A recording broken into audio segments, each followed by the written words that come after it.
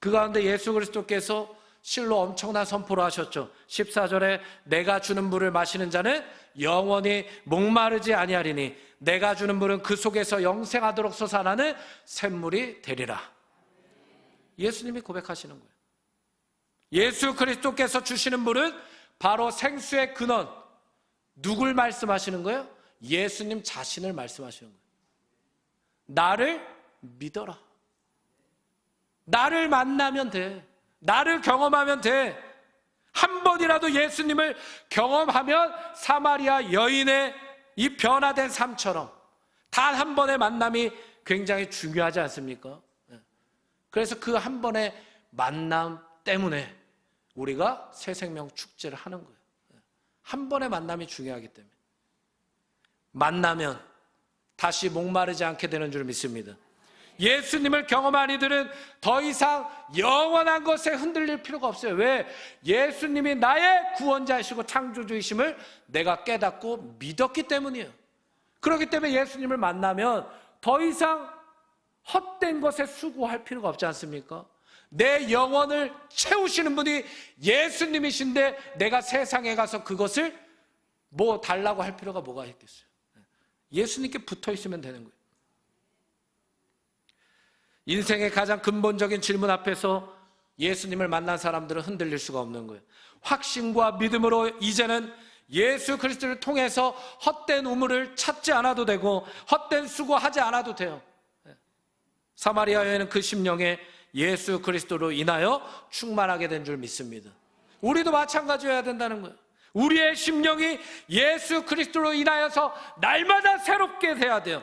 영과 진리로 날마다 새롭게 돼야 돼요. 그게 예배의 현장에서 이루어져야 되지 않습니까? 우리의 삶에도 이와 같은 변화와 회복이 예수님을 만났다면 당연히 나타나야 된다는 거예요. 34절에 예수님의 고백이 바로 이 변화와 회복의 고백이에요. 34절 한번 성경을 보면서 읽어볼까요? 요한복음 4장 34절입니다. 성경 있으신 분들은 성경을 보시면서 함께 합독할게요. 시작.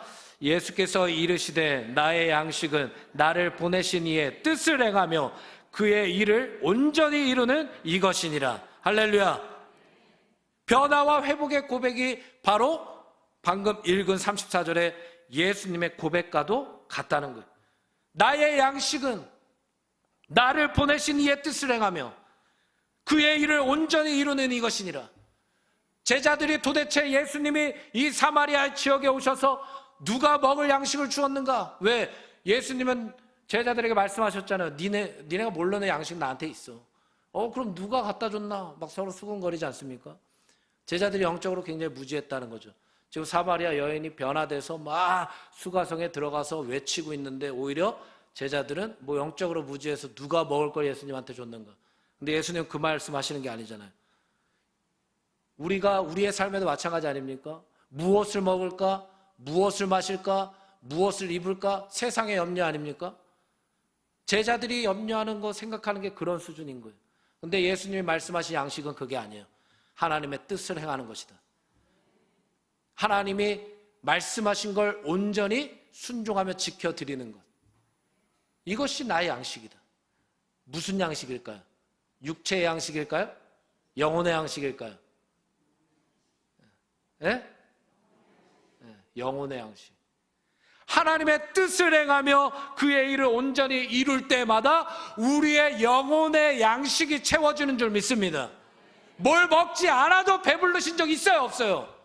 예배 충만히 드리고 기도 충만히 하고 주님 뜨겁게 만날 때 뭐 먹지 않아도 배부르신 적 있어요? 없어요? 없는데 대답은 해야 되겠고.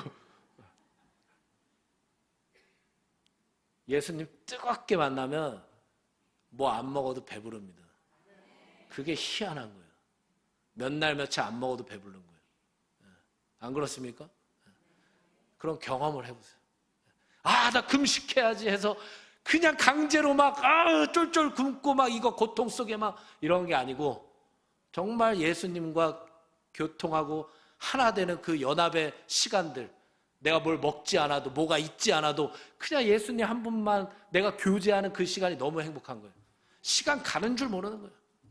예전에 예배 어떻게 드리셨어요? 하루 종일 예배 드리신 적 있으세요? 없으세요? 또 없는데 대답 어떻게 하지? 저는 부모님 따라서 어렸을 때부터 계속 철야를 했거든요. 저녁 예를 들면 7시부터 다음날 새벽 4시까지, 초등학교 때도 그렇게. 근데 시간 가는 줄 몰랐어요. 찬양 한 곡을 하더라도 1시간 동안 그냥 한 곡을 박수 치면서 하고, 박수도 어떻게 친다고 그랬어요? 한번 쳐보세요, 박수. 자, 3번 박수 시작! 너무 잘하셨어요. 저는 좀 이렇게 못하시면 뭐라고 저희 어머니가 저한테 박수 말씀하실 때도 사탄 마귀 때려잡는다고 생각해라. 할렐루야. 마귀 아주 그냥 때려잡는다고 생각하고 박수 쳐라. 그러면서 하나님 앞에 예배할 때 정말 시간 가는 줄 모르고 행복했던 기억들이 있어요. 그래서 예수님도 그걸 말씀하시는 거 아닙니까? 내 영혼의 양식은 세상에 거 아무것도 없어도 주님의 뜻을 행할 때, 주님이 이루시고자 하는 그 말씀에 내가 순종할 때 영혼의 양식이 채워진다. 그걸 말씀하시는 거예요. 제자들은 몰랐어요. 주위에 예수님 따라다니는데도 아무것도 영적으로 지금 무지한 상태니까, 야, 누가 예수님한테 먹을 거 갖다 줬냐, 막 서로 수군대요. 우리도 마찬가지의 모습이 있다라는 거죠. 오늘 본문의 말씀에 너희는 넉 달이 지나야 추수할 때가 이르겠다 하지 아니하느냐. 그러니까 사역적인 부분도 마찬가지라는 거예요. 영적인 부분 아닙니까? 이게 무슨 말이에요? 우리는 우리의 생각과 기준과 판단과 경험으로 사역하는 게 아니라는 거예요. 할렐루야. 우리의 생각과 판단과 기준과 경험이 최우선이 아니라는 거예요. 우리가 결정하는 게 아니라는 거예요. 우리는 그저 우리를 보내신 하나님의 뜻을 행하는 게 최우선적으로 선행돼야 될 줄 믿습니다. 하나님의 일을 온전히 이루는 것, 이것이 최우선이다. 그래서 예수님은 무엇이 하나님의 뜻을 행하는 것이고 무엇이 하나님의 일을 온전히 이루는 것이라고 말씀을 하셨을까? 이제 말씀을 거의 다 마쳤어요. 그러니까 갑자기 눈을 딱 반짝반짝 막 빛나시는 분이 계신데, 오늘 말씀 짧아요. 이제 다 끝났어요. 이제. 예수님이 무엇을 하나님의 뜻이라고 말씀하셨는가? 예수님이 무엇을 하나님의 일이라고 말씀하셨을까? 보니까 밭에 휘어져 있는 추수할 곡식을 추수하는 것이 하나님의 뜻이다. 이게 하나님의 뜻이라는 거예요. 이게 하나님의 일이라는 거예요. 바로 영혼 구원인 줄 믿습니다. 이게 하나님의 뜻이고 하나님의 일입니다. 그래서 우리에게 예수님이 강력하게 권면하시는 거예요. 너희 눈을 들어 밭을 파야 된다. 눈을 들어야 돼. 세상으로 눈이 향해도 그 세상에 잃어버린 자들이 보여야지. 세상으로 눈이 향하는데 믿음 없는 자들과 동일한 걸 보면 어떡하냐, 이 말씀하시는 거예요. 물질이 보이고 명예가 보이고 인기가 보이고 뭐 내 삶을 그럴듯하게 치장할 수 있는 것들이 보이면 어떡하냐. 추수할 곡식이 보여야 된다. 그 말씀 하시는 거예요. 영적인 눈이 열려지기를 주의 이름으로 축복합니다. 우리가 집중해야 할 것은 한 영혼이에요. 한 사람이 중요하다는 거예요. 한번 따라해 봅시다. 한 영혼이 중요하다. 더 크게, 한 사람이 중요하다. 우리 옆에 분을 한번 보세요. 얼마나 소중한지, 얼마나 중요한 존재인지. 한 사람이 중요해요. 우리를 제외시켜 놓는 게 아니에요. 한번 두 손을 가슴에 대고 한번 고백해 봅시다. 한번 따라해 보세요. 나는 하나님이 가장 소중하게 여기시는 한 사람이다. 할렐루야. 죽기까지 우리를 사랑하시지 않았습니까? 그 사랑이 우리 안에 충만하게 흘러넘치기를 주의 이름으로 축복합니다. 예수의 사랑이 우리의 심령이 차고 넘쳐야 돼요. 주님의 십자가의 은혜가 차고 넘쳐야 돼요. 주님이 생수의 근원이라고 본인을 지칭해서 말씀하셨어요. 주님을 만나는 자들마다 다시는 목마를 필요가 없다. 세상에 것 없어도 목마르지 않다는 거예요. 목마르지 않는 자들마다 나가서 뭐가 없어도 행복하게 외칠 수 있는 거 아닙니까? 비교하지 않고 누구를 깎아내리지 않고 그저 예수님이 내 안에 충만하니까 그 예수님을 전할 수밖에 없는 거예요. 와서 보라. 끊임없이 사마리아 이 여인이 외쳤을 때 제자들은 오히려 자신의 기준대로 아직이야, 넉 달이나 지나야 좀 추수할 때가 될 것 같아 라고 제자들이 여겼지만 사마리아 여인은 그냥 가서 전했다는 거예요. 우리도 마찬가지예요. 누군가 아직이야 라고 생각할 수도 있어요. 그게 바로 우리 자신일 수도 있어요. 우리 가족들, 우리 친척들, 내가 아는 VIP들 아직이야, 좀 더 지나야 추수할 때가 될 것 같아 라고 생각하실 수 있을지 모르겠어요. 하지만 예수님이 말씀하시는 거예요. 눈을 들어라. 그들을 봐봐. 정말 아직이야? 누굴까요? 사마리아 여인이 가서 외쳤을 때 말씀해 보니까 그 마을에 있는 사람이 예수님께로 다 나왔다. 할렐루야.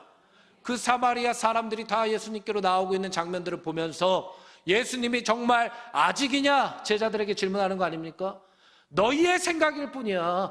그들은 벌써 휘어져 있어. 추수할 때란 말이야. 아직이 아니야. 지금이다 라고 말씀하시는 거예요. 우리 교회도 마찬가지 아닙니까? 우리 스스로에게 주님이 주시는 말씀이에요. 아직이냐? 아니야. 지금 해야 돼. 할렐루야. 날마다 우리에게 이러한 사명감이 부여된 줄 믿습니다. 지금 전해야 되는 거예요. 날마다 전해야 되는 거예요. 포기하지 마십시오. 포기하지 않으면 때가 되면 반드시 거두는 줄 믿습니다. 그게 이번 새생명 축제가 되기를 주의 이름으로 축복합니다. 36절의 말씀처럼 영혼 구원의 역사를 통해 어떤 역사가 일어나요? 이것만 말씀하고 마치겠습니다. 함께 즐거워하게 됐다. 제자들이 넉 달이나 지나야 돼 라고 얘기했지만 그들이 주님 앞에 돌아오는 걸 보면서 함께 즐거워하게 됐다. 39절에 뭐라고 합니까? 많은 사마리아인이 예수님을 믿는 역사가 일어났다. 이 부천 중동 지역에도 마찬가지예요. 예수님을 믿는 이들이 더욱 많아져야 될 줄 믿습니다. 그게 바로 새생명 축제가 되길 주의 이름으로 축복합니다. 43절에 마지막으로 뭐라고 고백합니까?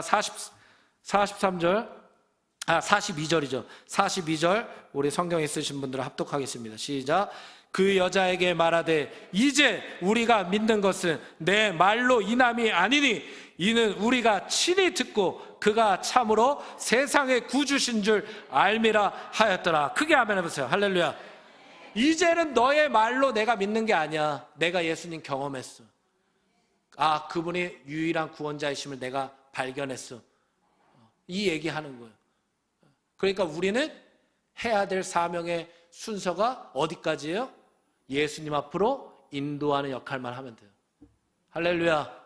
혹여나 내가 몇 번이라도 초청했었는데 아직 변화된 게 없어 라고 실망하실 필요가 없어요. 제가 좀 전에 말씀드렸잖아요. 포기하면 안 된다는 거예요. 포기하면 누가 그 영혼을 향해서 복음을 증거할 수 있습니까? 정말 장담하실 수 있어요? 훗날에 정말 복음을 전할 사람이 나타나겠지. 그렇게 여기고 살 수 있습니까? 없잖아요. 그렇죠? 내가 해야 되는 거예요. 할렐루야. 정말 네 말을 듣고 와서 보니까 예수님 경험하고 보니까 정말 그분이 나의 구원자시더라. 고마워 라고 우리 주위의 VIP들이 우리에게 그렇게 믿음의 고백, 믿음의 간증을 하게 되는 날이 속히 올 줄 믿습니다. 할렐루야.